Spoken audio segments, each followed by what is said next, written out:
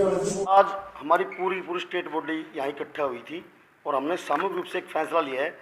वे सरकार जो अपने अठधर्मी करे हुए है, अभी तक कोई बातचीत का कोई न्योता नहीं, तो हमने एक फैसला लिया कि हम 1 मार्च को पूरे हरियाणा के सरपंच खापों को अपने साथ लेके, किसानों को अपने साथ लेके और आम जन को अपने साथ लेके, ये गांव देहात बचाओ आंदोलन है, ना कि एक सरपंचों का आंदोलन।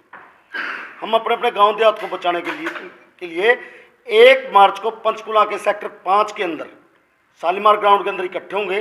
वहाँ से हम इकट्ठे होकर सीएम हाउस का घेराव करेंगे और लाखों की संख्या में ग्रामीण क्षेत्र के लोग इसमें हमारे साथ आएंगे। और हम गाड़ियों से, ट्रैक्टरों से, हर चीज़ से, जब तक सरकार हमारी मांग नहीं मांगेगी वहाँ हम हमारा पक्का धरना लगा के वहीं पे बैठेंगे, जैसे दिल्ली के अंदर किसान बैठे। नहीं, सीएम हाउस का घेराव करेंगे हम। वहाँ से इकट्ठे होंगे पंचकुला के अंदर, वहाँ से इकट्ठे होकर चलेंगे, सीएम हाउस का घेराव करेंगे, धरना वो हम देखेंगे उस टाइम मौके पे जो जगह में बेटर लगेगी। अगर सरकार बीच में रोकने की कोशिश करती है तो हम जिस रोड पे रोकेंगे उसी रोड को ब्लॉक कर देंगे। ये क्या बताया आपने? गांव पंचायत कौन सा बचाओ? गांव देहात बचाओ आंदोलन। ये सरकार ग्रामीण क्षेत्र के विकास को बाधित करना चाहती है। इनकी साफ मंशा है कि गांव को बर्बाद किया जाए। तो बजट का तीसरा दिन है आज, क्या आपकी बात हुई है? वहाँ पे कोई मुद्दा उठा आपके बारे में? हमारा कई विधायकों ने मुद्दा उठाया है और आज भी कई विधायक हमारा मुद्दा उठाएंगे। और हम स्पष्ट कर देना चाहते हैं, अगर बीजेपी, जेजेपी और इनके साथी निर्दलीय विधायक हमारी मांगे नहीं मानी जाती, 2024 के अंदर हम गांव के मुखिया किसी भी गांव के अंदर सभा नहीं करने देंगे इनको, बीजेपी, जेजेपी और इनके निर्दलीय साथियों को। सभी को या जो आपके साथ है उनको नहीं छोड़ दिया? जो सत्ताधारी पार्टी के नेता है आज कलम के हाथ में है। 2024 के अंदर हम किसी को भी हमारी मांगे नहीं मानी जाती तो गांव के अंदर हम सभा नहीं करने देंगे। विधायक तो आपके साथ, जो विधायक हमारे साथ हैं हम उनका सम्मान भी करेंगे और उनका सहयोग भी करेंगे। जो हमारा साथ नहीं देंगे हम किसी भी गांव में कोई भी सभा नहीं करने देंगे उन लोगों को। उस समय देवेंद्र सिंह बबली का बयान आया है बार-बार, क्या कहेंगे? देवेंद्र सिंह बबली सारे इस मुद्दे की मूल जड़ है। देवेंद्र सिंह बबली ने खुद अपने मुंह से मानना है कि मैंने ये सलाह दी मुख्यमंत्री को। वो पंचायत मंत्री है, उसका महकमा था ये। वो चाहते तो मुख्यमंत्री से बात करके शुरू में हमारी ये समझा सकते थे मुख्यमंत्री को कि ये गलत है, इससे ग्रामीण क्षेत्र का विकास बाधित होगा। उनकी मंशा ही गलत है मंत्री जी की। तो आपने कहा 2024 के चुनाव में आप सहयोग नहीं दोगे, सभा नहीं करने दोगे। लोकसभा में क्या करेंगे? लोकसभा का चुनाव पहले, लोकसभा में भी हम यही करेंगे जो सत्ताधारी की पार्टी के लोग हैं। लोकसभा हो या विधानसभा, किसी भी गांव में सभा नहीं करने देंगे। ये गांव के अंदर हम गांव के मुखिया हमारी मर्जी के बगैर, हमसे इजाजत लिए बगैर ये किसी भी गांव में सभा नहीं कर सकते। हमारा राइट, हम इन लोगों को रोक सकते हैं। आज कुरुक्षेत्र में कितनी मेंबरी कमेटी की बैठक हुई है आपने? 25 मेंबरी कमेटी थी हमारी। ये सारे के सारे भाई हमारी स्टेट बॉडी के मेंबर हैं। फैसले और लिए होंगे, बता सकते हैं क्या फैसला अगर सरकार नहीं झुकती, नहीं हमारी बात मानती, हम सामूहिक रूप से इस्तीफे भी दे सकते हैं। पूरे के पूरे हरियाणा ग्राम पंचायत है। किस चीज़ की? हम 1 मार्च को पंचकुला इकट्ठे होकर सीएम हाउस का घेराव करेंगे। बात नहीं मानते तो हम धरना लगा के बैठेंगे पक्का मोर्चा, और फिर भी नहीं मानते हम सामूहिक रूप से इस्तीफे दे देंगे। पंचों को पावर देने की बात हो रही है कि अगर सरपंच काम नहीं करते तो पंच हमारे साथ है, हमारे भाई है। ये पंचायत राज के जो मंत्री है ना, पंचायत मंत्री, इन्होंने शायद एक्ट नहीं पढ़ा। ऐसा कोई प्रावधान नहीं होता। ये वही लागू होता है जहाँ किसी कारणवश सरपंच टर्मिनेट हो गया हो या किसी की मृत्यु हो गई हो या कोई जेल में चला गया हो। इनको नॉलेज नहीं है इस चीज़ की। पढ़ के बयान देना चाहिए। पंचायत मंत्री जी को मैं बार बार कहता हूँ, आप किसी भी बात पे बोलते हो तो अपना पढ़ के पूरी चीज़ को समझकर फिर बयान देना चाहिए। वो पूरी स्टेट में मजाक का पात्र बने हुए हैं। कल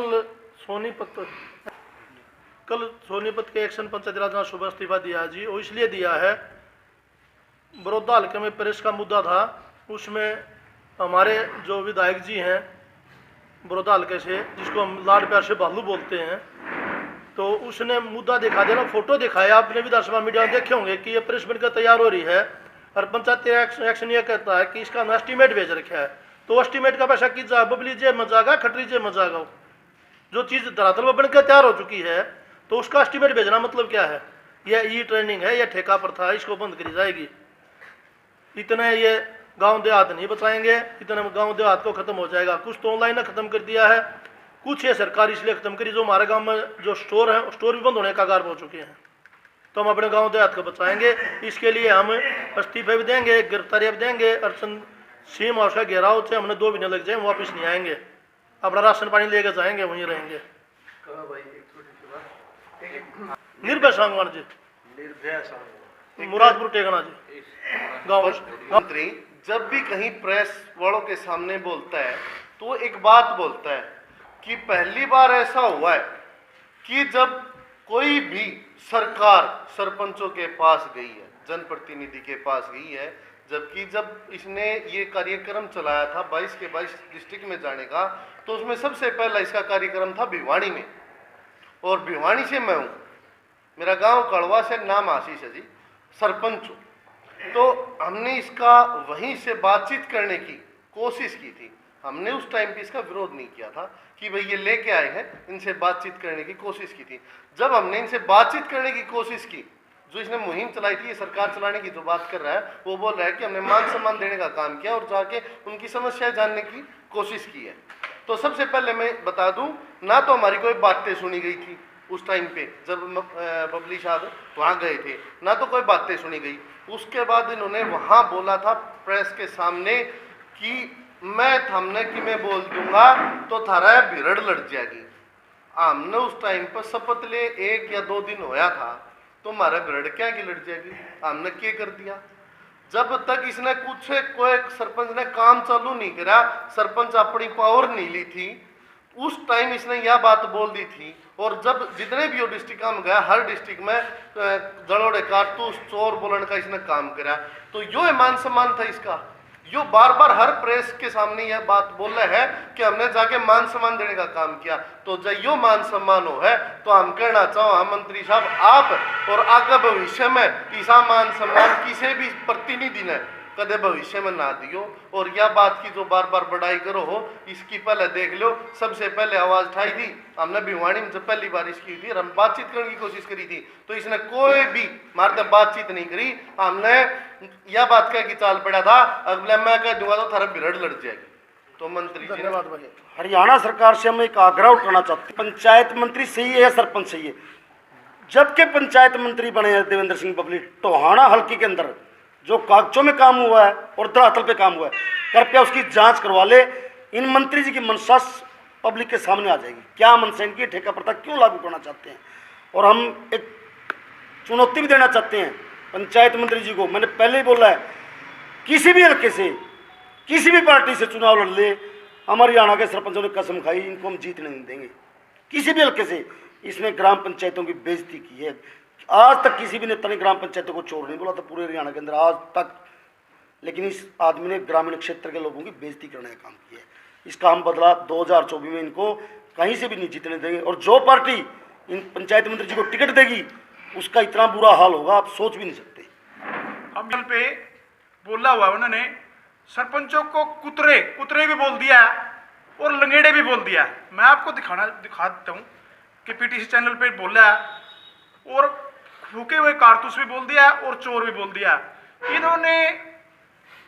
इन्होंने बेइज्जती करने में कोई कसर नहीं छोड़ी है। ये जो असभ्य बोल है, ये उनको नहीं बोलने चाहिए।